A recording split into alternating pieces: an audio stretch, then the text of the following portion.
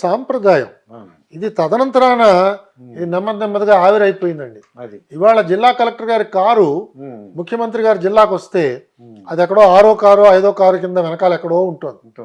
జిల్లా కలెక్టర్ గారు పరిగెత్తుకుంటూ ముఖ్యమంత్రి దగ్గరికి వచ్చేటప్పటికి ముఖ్యమంత్రి గారు కలిసి ఆయన ఆ సమయంలో ఆ కార్యక్రమాన్ని పూర్తి చేసుకుని ఆయన మళ్ళీ కారెక్కేస్తున్నాడు. ఇలాంటి పరిస్థితులు ఉండకూడదండి.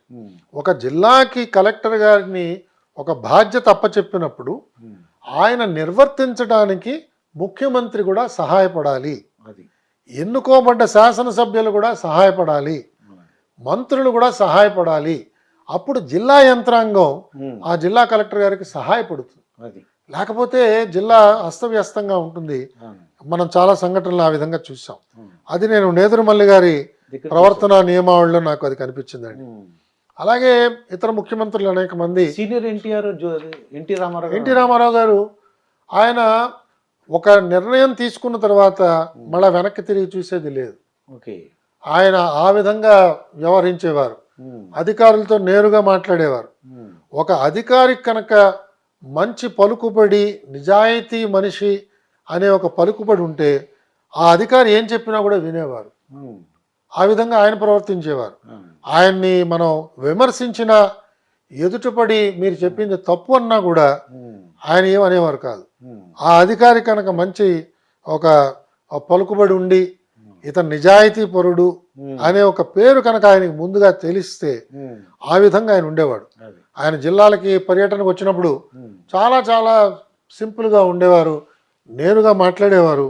మనం బ్రీఫ్ చేస్తున్నప్పుడు ఎంతో ఆసక్తితో మనం చెప్పే విషయాలన్నీ కూడా స్వీకరించేవారు. తెల్లవారుజామున 3 గంటలు లేచేవారటండి ఆయన. 5 గంటలు రండి 6 గంటలకు కొద్దిగా ఇబ్బంది అవుతుంది కదా సార్ మీ ఆఫీసర్లు? అంటే ఆఫీసర్లకి అలవాటు లేదు, దానివల్ల కొంత ఆఫీసర్లకు ఇబ్బంది ఉంటుంది. కానీ ఇవాళ నేను సూర్యోదయం కంటే ముందు రోజు లేస్తున్నానండి. ప్రతిరోజు 4:30కు నేను లేస్తున్నాను.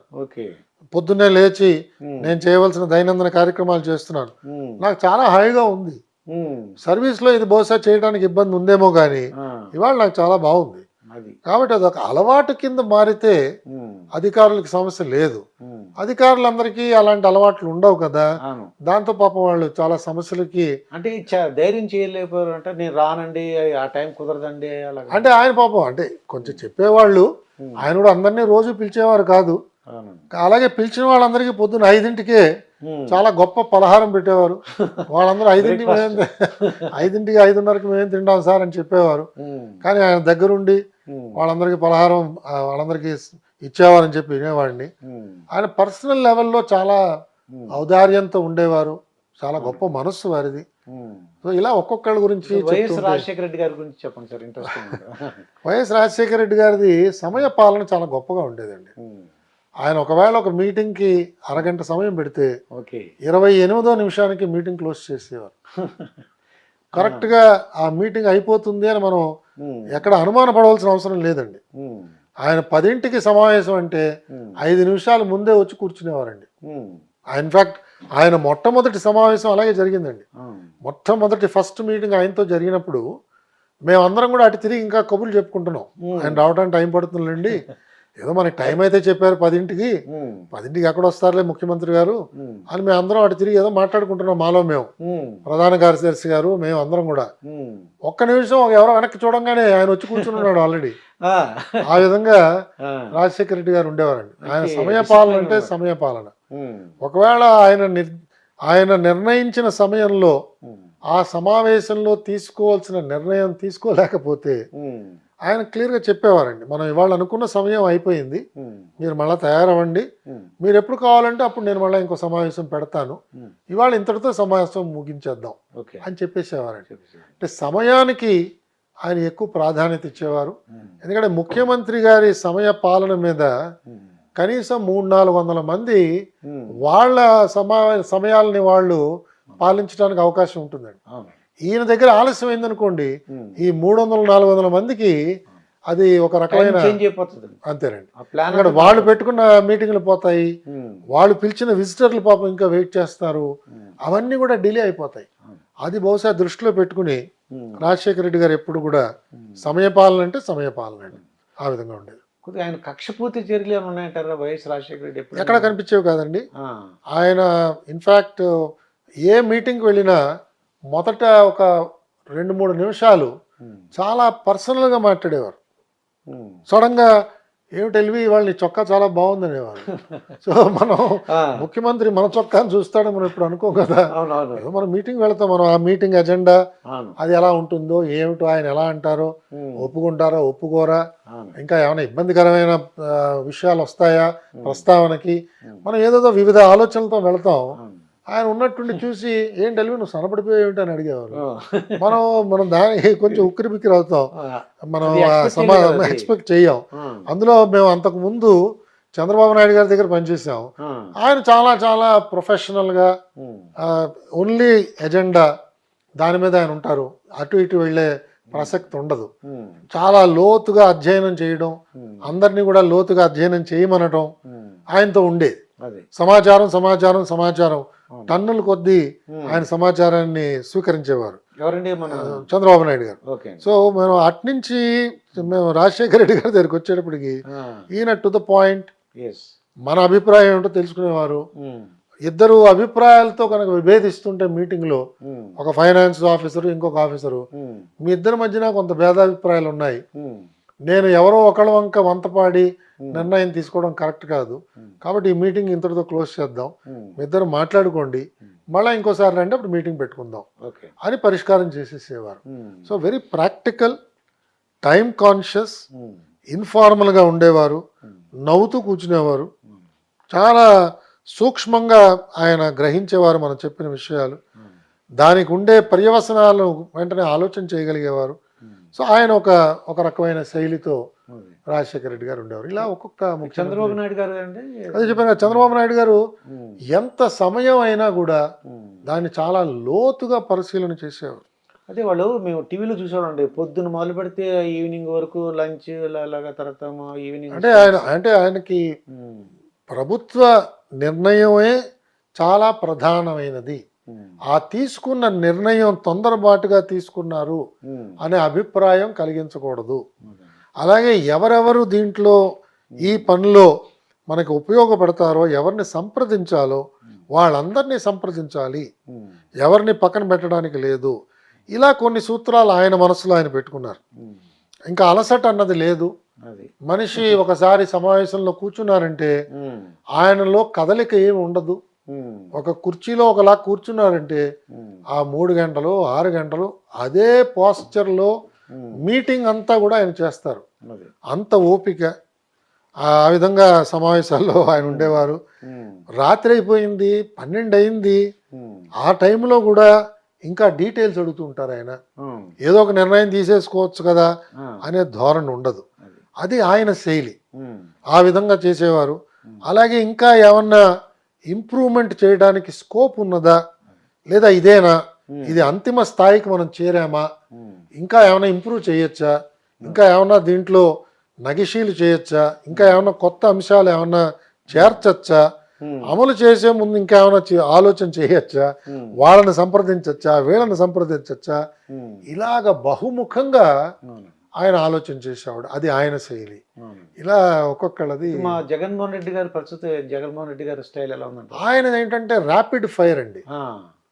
ఆయన నాకే చెప్పారు ఒకసారి లిఫ్ట్లో ప్రయాణం చేస్తున్నప్పుడు, అన్నా ఇప్పుడు మనం ఇదంతా T20 ఆడుతున్నాం, ఇది ఇంత పూర్వంలో లాగా లిమిటెడ్ ఓవర్స్ కాదు, టెస్ట్ మ్యాచ్ అంతకుండా కాదు, ఇది T20 క్రికెట్ మ్యాచ్, ఏ రోజుకి ఆ రోజే మన పర్ఫార్మెన్స్ అని ఒక దృక్పథంతో ఆయన ఉండేవారు.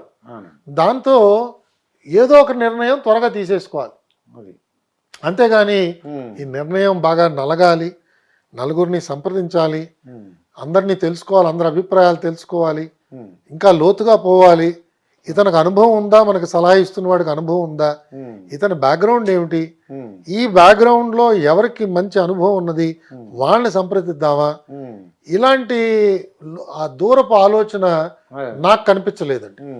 ఒక నిర్ణయం తీసుకోవాలి, అది నీకు బాగా తెలుసని నేను భావిస్తున్నాను కాబట్టి నిర్ణయం తీసేసుకోవడమే. కొన్నిసార్లు ఆయన ముందుగానే ఆలోచన చేసేవాడు, మరి ఆ నిర్ణయం మంచిది అని భావించేవాడు, ఆ నిర్ణయాన్ని ప్రకటించేసేవాడు. సపోజ్ మనం దాన్ని ఏమన్నా సవరణ చేయడానికి ప్రయత్నం చేస్తే అది వద్దన్నా అది పక్కన పెట్టేసి అది అయిపోయింది అలాగో, ఇంకేమైనా ఉంటే చెప్పు అనేవారు. సో ఆ విధంగా ఈయన క్విక్ డెసిషన్ మేకింగ్, అవును ర్యాపిడ్ ఫైరింగ్ లాగా ఉండేది ఈయనతో. అవును అన్నీ త్వరగా నిర్ణయాలు చేసేసేయాలి. ఉమ్. అంత త్వరగా నిర్ణయం చేసిన తర్వాత అమలు చేసేటప్పుడు సమస్యలు వస్తాయేమో కదా ఆ, అని మనం చెప్తే ఆ తర్వాత చూద్దాం, అమలు చేసినప్పుడు చూద్దాం ఓకే అనేవారు. కానీ ఉమ్, అందుకే మనం చూస్తున్నాం ఆయన ప్రభుత్వంలో ఉమ్, అనేక ఆర్డర్స్ కోర్టు కొట్టేయడం కానీ, అవునండి స్టే ఆర్డర్స్ ఇవ్వడం కానీ అలాంటివి జరుగుతున్నాయి. జరుగుతున్నాయి అవన్నీ కూడా ఎప్పుడు లేని విధంగా అండి. అవన్నీ కొంచెం మరి ప్రభుత్వానికి అది పరాభవం కింద భావించాలి ఉమ్, యాక్చువల్గా. ఉమ్, బట్ ఆయన దృష్టి ఇలా ఉంటుంది, ఆయన ఆలోచన అలా ఉంటుంది. అది ఆయన శైలి అండి. అంటే మార్నింగ్ ఎన్ని గంటలు వేస్తారంటారు ఇప్పుడు సీఎం గారు? అంటే ఒక్కొక్కళ్ళది ఒక్కొక్క రకమైన అలవాటు అంటే అండి. మీకు చూసుంటారు కదా అంటే సుమారుగా 9:30కి ఆయన మొదట కలుస్తారండి, 9:30కి. సుమారుగా అప్పట్లో. అంటే చాలా మంది ఏమంటారంటే పొద్దున్నే 5 గంటలు లేస్తారు, ఎక్సర్సైజ్ చేస్తారు. అయ్యో తెలియదు, మనకు తెలియదు అంటారు.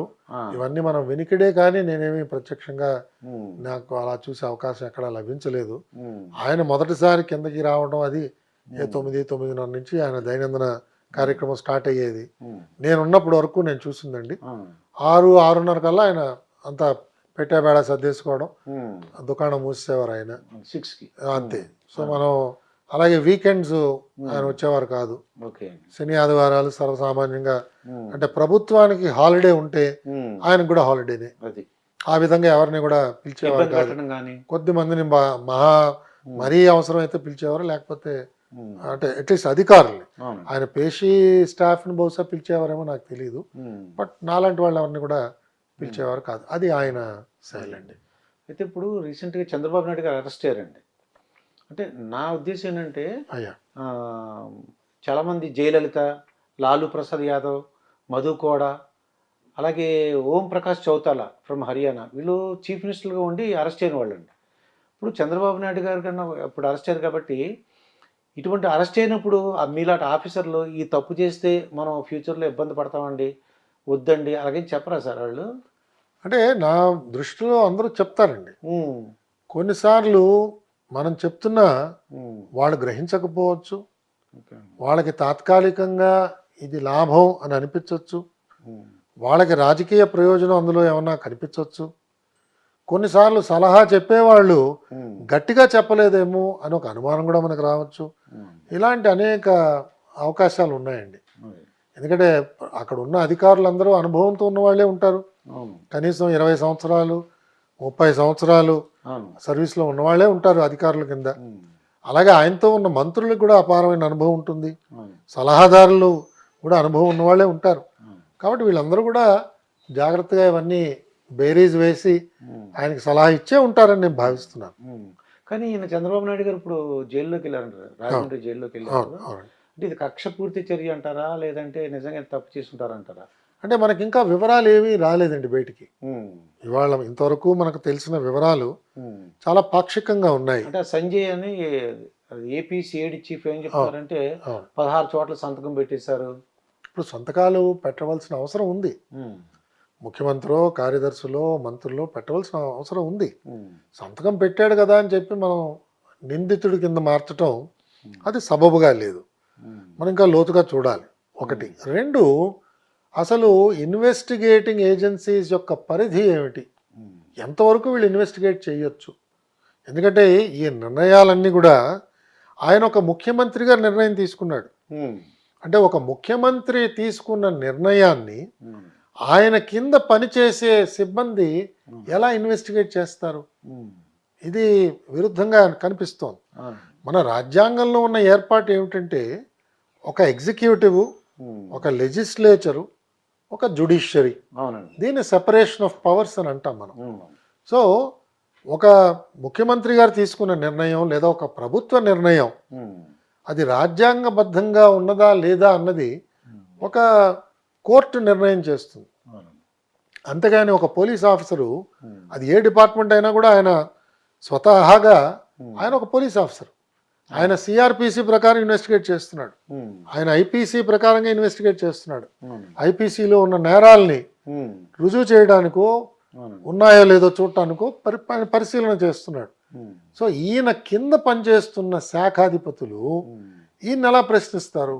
అవును. కాబట్టి ఇది రెండు రకాలుగా చూడాలండి. ఒకటి, వీరు తీసుకున్న నిర్ణయాలు లోపం. Welcome to the world of opportunities, where dreams meet reality.